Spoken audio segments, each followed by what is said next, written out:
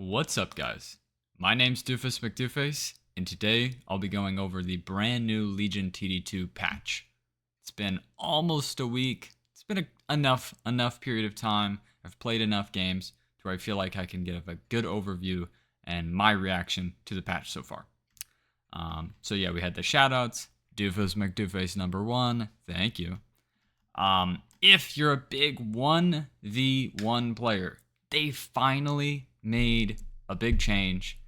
They're not doing the 1v1 the exact same time as Nova Cup. They did this every time the 1v1 tournament was going, except at the start of the year. They'd have 1v1s going on while Nova Cup was going on, and I thought that was unfortunate. I would prefer it to have its own weekend, and it did have its own weekend, so I was really happy about that. I think stay tuned. If you missed out on the 1v1, you'll be able to play it in the future. Don't worry. And hopefully they'll continue doing it to where they split it up. So that's really cool. Next weekend is Nova Cup. Probably will be playing. Anybody feeling like you want to try out some tournament gameplay with Legion, it's a great time to try. And they have multiple divisions. So if you feel like, Doofus, I'm not at your skill level, or Doofus, I'm better than you, there should be skill levels with each of the divisions where you're going to have a good time. Biggest change, of course, has to be Aristocrat, the brand new Mastermind. It is greed, right? Actually, you don't know what it is, right? Because you're watching a patch video. So Aristocrat is 5 income, no tier 1, so you can never roll a tier 1. And every time you build a tier 6, which is 260 gold or greater, it'll also show a tier 6 icon if you choose to play Aristocrat. You increase your income by 3. And if you upgrade that tier 6, it'll increase by 15, which is huge. It is massively good if you're an overbuilder and always play for the late game. One thing to know is that Egg can only give you 3 income. Egg can only give you 3 income, even if it's fully hatched. I will say, after playing it 7 or 8 games now, and unfortunately, I'm like 1-7 with it. Number 1, treat it just like it's greed, right? Treat it like it's just like that 5 income Mastermind. Do not force out tier 6s unless, once again, you have Grarl or Skeleton. Then yeah, it's perfectly fine. But don't play your game just for the tier 6.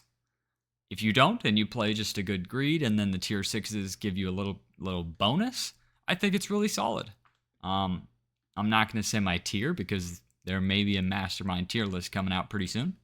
But I would say it's pretty good. Me personally, I need to push workers and not be thinking about tier 6s. So I haven't enjoyed it that much, but it's still been cool. So that is the new Mastermind. They changed Double Down. I don't know if you guys have seen this. But Double Down, you now have a button right next to the ready where you can click on Double Down. And it tells your opponents too. So it's pretty cool. Little stinky if your elo is kind of high, since you do lose extra elo. If you do lose in the higher elos, Legend 2.4, you can lose a whole lot of elo. So that is a little unfortunate. The Big Wig pass. This is just something Legion did to, it's like their game pass. I'm surprised that it took them this long. For 1,337 premium essence, you can get some benefits. Pretty much, it's not really unlimited double downs, but you get all the skins, all the masterminds, all the backgrounds, all the game coaches for 30 days. When you've paid the 1,337 for 30 days, you get all of those things. You get 6 double downs, so that's pretty cool. Some card stuff, bragging rights, it'll show it right next to your name. That's cool. And if you want to use the code, Doofus Mcdooface, I would appreciate it. I bought my Big Wig pass just because double downs, I like the double downs. But it's pretty cool. I don't know what you guys think about this. Is Legion monetizing their game too much? I don't think so. And this is the funniest thing, because guess what? It's gone.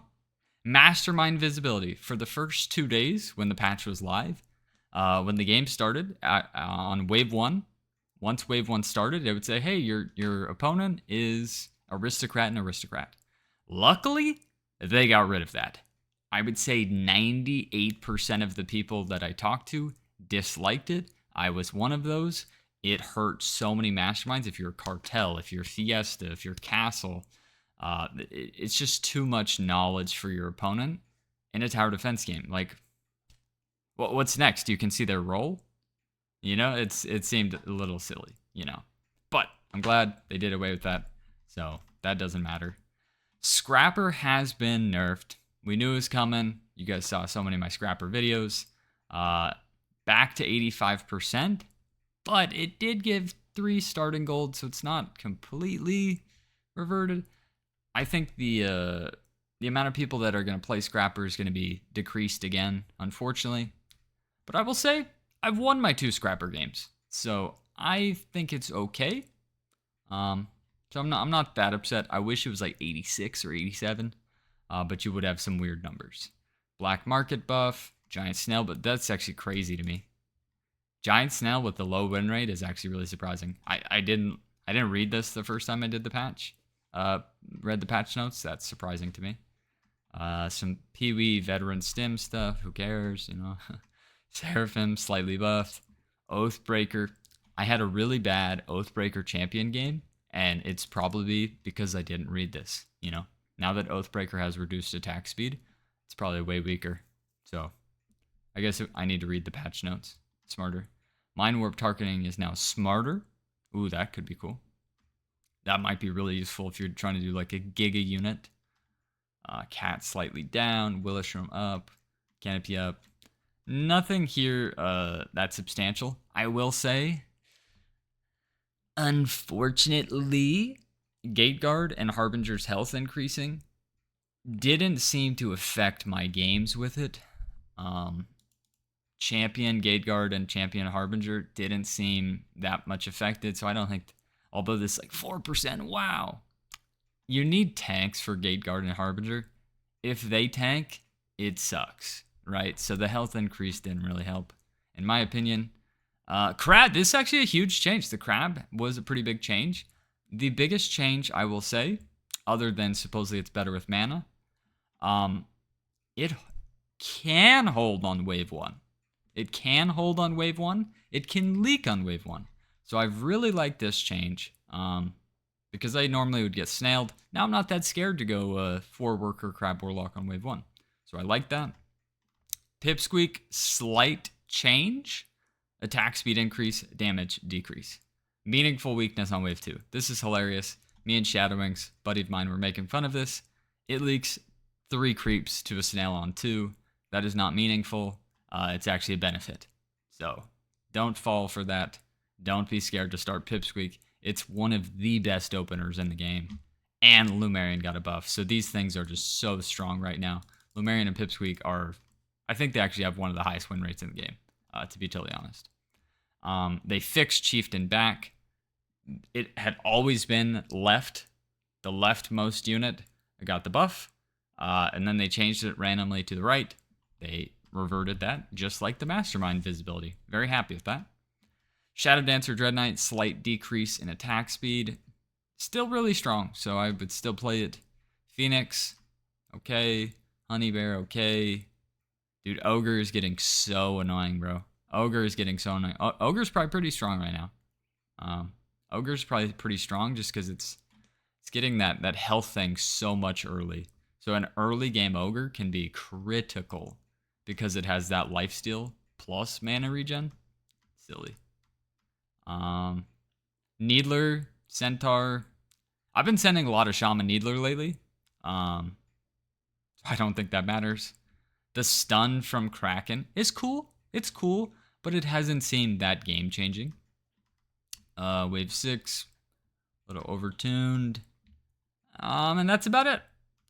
Oh, and duoing is not as bad now. Duoing is not as bad. I don't know if you guys have seen those games with Shadowwings. I've been duoing a lot more, not as scared, because you don't lose quite as much elo,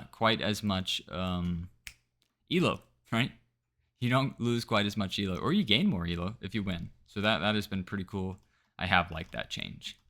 And if you're one of those people that wants the game code for a little bit of essence, I believe it's orange essence, get your YER hands off me jewels.